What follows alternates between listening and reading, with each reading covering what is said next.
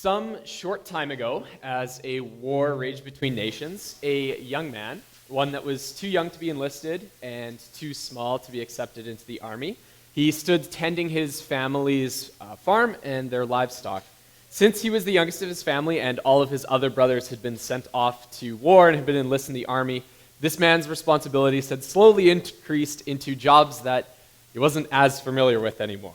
As the sun shone down on him on one particularly very warm afternoon, he chuckled to himself about the joke his father had told him last night at the dinner table. His father had said, "One day you'll soon be able to join your brothers at war as soon as you graduate from the infantry."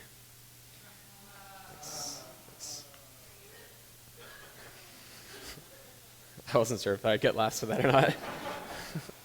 After tending to the sheep and checking on the growth of the wheat and the summer fruits that they had in their farmland, the young man checked in with his father and grabbed the daily rations, a few loaves of bread and some roasted grain. As the invading army had pushed into their country, it became the responsibility of local farmers to supply the food and the rations to this army that was trying to defend the invasion. As he arrived to drop off the rations and entertain the soldiers with some guitar playing and a few songs, he was met with the familiar sight of an enemy coming out to the neutral zone to taunt the Allied forces. It confused the young man. It seemed no one was willing to oppose this enemy, and yet they had been at war for 40 days, and there had been no sign of hope at all. As he grabbed his flask and went off to collect some water for the soldiers, he noticed that there were some strangely polished and smooth stones lying in the river. When he returned to the camp, he approached the king and asked him, he said, "What is going to be done? What's the reward for the dude that goes out and kills this evil man that is taunting us?" And despite his older brother's attempts to dissuade him, the young man set off and he said, "I'm going to kill him. I'm going to get him." The king, who attempted to protect the young man with his finest garb and his finest armor and his finest weapons, well, none of it fit because the young man was too small and it didn't work for him to be able to even move in it. The young man returned to the stream where he had fetched water for the army, and he grabbed 5 of the smoothest and polished stones that he had seen earlier when he went to the stream. And upon returning, David said to the Philistine, he said,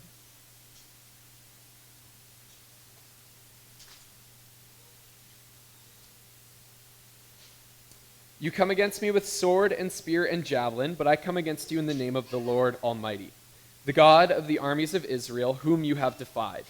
This day the Lord will hand you over to me, and I'll strike you down and cut off your head. Today I will give the carcass of the Philistine army to the birds of the air and the beasts of the earth, and the whole world will know that there is a God in Israel. All those gathered here will know that it is not by sword or spear that the Lord saves, for the battle is the Lord's, and he will give all of you into our hands." As the Philistine moved closer to attack him, David ran quickly toward the battle line to meet him. Reaching into his bag, taking out a stone, he slung it and struck the Philistine on the forehead. The stone sank into his forehead, and he fell face down on the ground. So David triumphed over the Philistine with sling and stone. Without a sword in his hand, he struck down the Philistine and killed him. David ran and stood over him. He took hold of the Philistine's sword and drew it from the scabbard. After he killed him, he cut off the head with the sword. When the Philistines saw that their hero was dead, they turned and they ran. God is mighty. This next story for you is about a young girl named Antoinette. Antoinette was this charming, beautiful little girl. She grew up in a relatively peaceful neighborhood. She lived at the bottom of this beautiful hill that every morning and evening as the sun was rising or falling, the sun crested this hill and reflected off the sides of it in this beautiful orange and purple fashion. Only the occasional earthquake or minor flooding would ever disturb her living. Her only inkling in life was to care for her family, her and her 6,207,322 brothers and sisters. And you see, Antoinette was an aunt, thus the name Antoinette. Some fun facts for you about Antoinette's family. Her great-grandmother, Antonelle, lived to be 33 years old. Her brother Anthony once stole half a deck of cards from a cute couple that were sharing their food on a picnic, and he bragged that it weighed 5,000 times his body weight and that he was the strongest ant in the world. Her third cousin, twice removed from South America, Auntie, once helped create a house that was 5,955 kilometers long with the help of some other neighboring colonies. And Antoinette and all of her family listen through vibrations and communicate by releasing pheromones to each other. God is mighty. Last story for you. There was once a young boy, about 11 years old, after a grueling year of grade 6, which in and of itself feels like a bit of an oxymoron. The summer had begun. What was sure to be a summer of video games, Fortnite, basketball at the park, and family vacations changed when an invitation from a close friend to come to a summer Bible camp arrived in the mail. Ryder had heard about Jesus from his friend Evan, and despite Ryder's parents' resistance to let Ryder go to a Bible camp, Evan was able to convince them to let Ryder come, mostly saying that all of the games were fun and there was this crazy person out at camp that made all the games really ridiculous and aggressive. Evan and Ryder got placed in the same cabin with a brand new cabin leader who they had never met before, and quickly they fell in love with their deranged, weird cabin leader, and in turn, their cabin leader fell in love with them. They quickly adopted new nicknames. Ryder, because of his big, soft, squishy stature and also his amazing heart, was named Yogi, and Evan, his best friend and his sidekick, was named Boo Boo.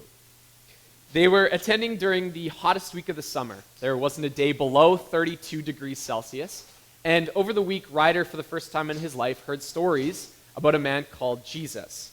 He heard about how much Jesus loved him and learned about both his birth and his death. And strangely to Ryder, he learned that Jesus had died for him on a cross on a T-shaped piece of wood, even though he had never met the guy. He sought out his cabin leader to ask a few questions about it because he didn't know all of the information.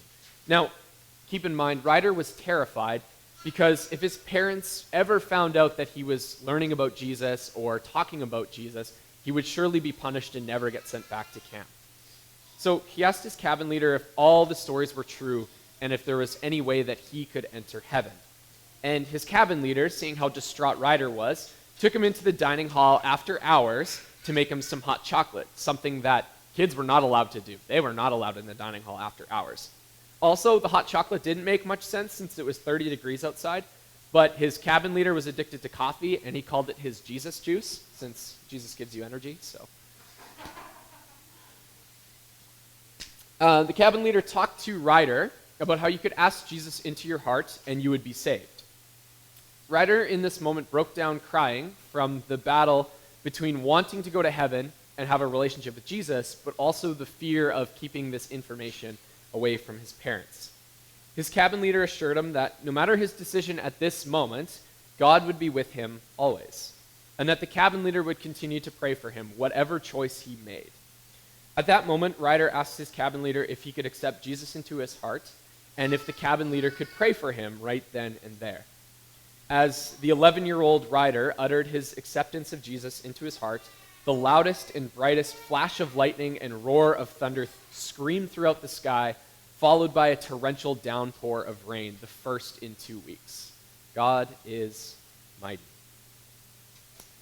I tell you these 3 stories not only to proclaim the good news, but also the reason for our good news. All of these 3 stories are all true, and they're all examples of God's brilliance, majesty, and his power. The last story I told you was my personal experience at camp. I was the crazy, weird, deranged cabin leader that sat in the dining hall after hours and gave hot chocolate to an 11-year-old boy on a 30-degree day. Not a great choice. Even though I never saw Yogi again, and I'm fairly certain that his parents found out he had become a Christian and had banned him from ever coming back to a Bible camp, I can still declare that God is mighty. A lot of times when people ask me, why do I believe in Jesus, that's the story I tell them, about how an 11-year-old changed my life and influenced me in such a powerful way. When we envision a mighty God, we have images of this powerful, daunting figure looming over the surface of the earth. And in that image, I think of Galactus, which is a Marvel evil character that eats planets. That's what I envision. We fabricate this muscular, celestial figure donned in royal garb with long, flowing locks of hair gracefully tickling their strapping jawline. That's Thor. And then we personify a deep, masculine, booming voice that commands attention, respect, and fear, and that's Darth Vader, of course. The lesson today is not to say that those depictions or figures of God are not mighty. It's also not to say that God won't appear to us in that manner. If God appeared to us as Darth Vader, that would be incredible. But what we know from the Bible and from different stories, specifically ones like Exodus 33, is that God is so powerful that Moses would have surely died even if he just saw God's face. We know that God can demonstrate his power through wonderful miracles like the bull competition that Elijah had where God and Baal were fighting against one another, and Elijah had all the worshipers of Baal pour jars of water on these pieces of wood, and God still lit them on fire. We found that in 1 Kings 18. In Judges 16, we see Samson tear down a temple after having all of his strength removed. In Matthew 27, we also see God's mighty power after Jesus dies on the cross. The events that follow are a monstrous earthquake, the tearing of this massive temple veil, and hundreds of holy men and women being risen from the dead and re-walking on the earth. Hokey lick, that's incredible. But yet, God's most powerful demonstration of his might is the most innocent sending of a child to us. And we read the following. There were shepherds living out in the fields nearby, keeping watch over their flocks at night. An angel of the Lord appeared to them, and the glory of the Lord shone around them, and they were terrified.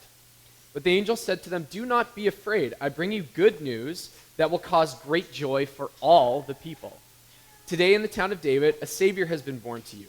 He is the Messiah, the Lord, and this will be a sign to you. You will find a baby wrapped in cloths and lying in a manger."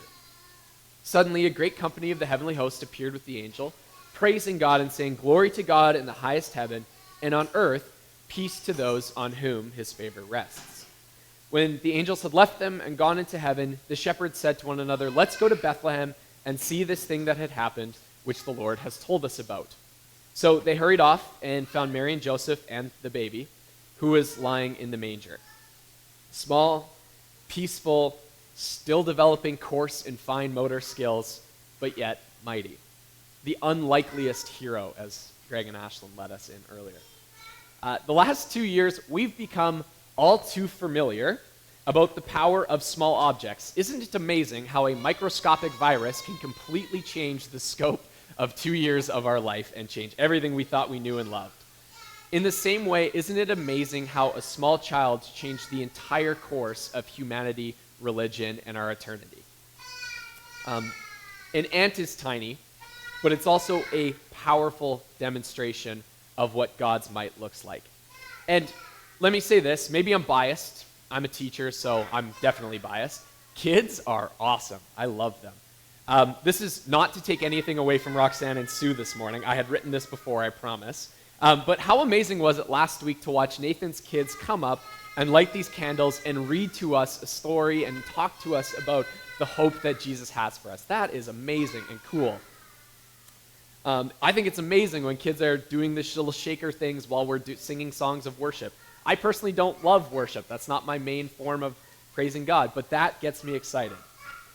Jesus, at the age of 12, younger than David, younger than Antoinette's great-great-grandmother, and about the same age as Ryder at camp, was teaching leaders of the law about his father in the temple at 12 years old.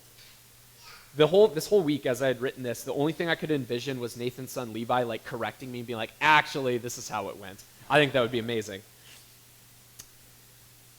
I want to encourage and challenge you to take a few things to reflect on, that was what I meant to say, this week, and open your eyes to some of the amazing things that are happening. Children, youth, and young adults are doing some amazing things in the world around us, despite what the media might try to show us. Listen to kids' curiosity, their attention to detail, the things that they pick out as you tell them the story of Jesus being born. I also want you to appreciate the miracles happening around you, both big and small. Sort of the theme of this is that God is both mighty in a big way, God is also mighty in tiny, unpredictable ways. Last week, after I had finished 2 consecutive days of subbing, teaching Biology 30, oh, my heart gets so happy teaching that, at a local high school, one of the students asked if I would be back for a 3rd day. I told them no, that I was booked elsewhere, unfortunately, and their response was, "But we don't want you to leave." And for me, this year has been not a great year being on the sub list. I really dislike having these sort of surface level relationships with students. That was something that I desperately needed, the appreciation and respect. And for me, that was a small miracle. That was the energy that I needed to push through the rest of this week, go to a different school, and teach 60 to 90 different children. For Kaylee and I, our neighbors who recently immigrated from China have been a tremendous blessing to us, a bigger miracle. I mentioned a couple weeks ago that oftentimes we'll let our golden retriever out in the backyard, and our neighbors will take him and have him in their house and play with him and feed him snacks and all this sort of stuff. So to respond and also be good neighbors to our recently immigrated neighbors, we went over the other day to spread some Christmas Canadian cheer to them. So it's their first winter in Canada, which sucks to be them. So Kaylee and I brought over some hot chocolate, we brought over an advent calendar, some toques, gloves, mitts, balaclavas, everything that they might need to stay warm. And the dad, who received the gift and also speaks very, very broken English, reached down, he had a pile of garbage sitting beside his step. And it was covered in snow, and it just looked terrible. And I wanted to say something, but I didn't. He reached down to the pile of garbage, and he pulled out a 3-foot-long deer bone with meat on it and said, "Here, this is for you and your dog." I don't know where he got it from, but he had a deer bone by his step. That's a bigger miracle. That's one that's a little bit easier to see. Jesus was born in a manger as a small baby. And the question that I have for you is, who would have thought that God sending the most frail, fragile, and peaceful version of himself would be the most grandiose demonstration of how mighty and powerful he is? Let's pray. Dear God, we love you so much. We thank you that this season is all dedicated and surrounding you giving us the greatest gift that we could ever receive, which is your Son. We thank you for making that sacrifice, and we thank you for also constantly and persistently reminding us and demonstrating for us how mighty, how powerful you are, both in terms of stories like David destroying a giant, in terms of insects and creations as small as ants and viruses that have this tremendous power to shape our world, and also for the ultimate demonstration of sending your Son Jesus for us, eventually to die for us on the cross. We love you so much, God. You are an amazing, powerful God. Bless us this Sunday, and thank you so much for all these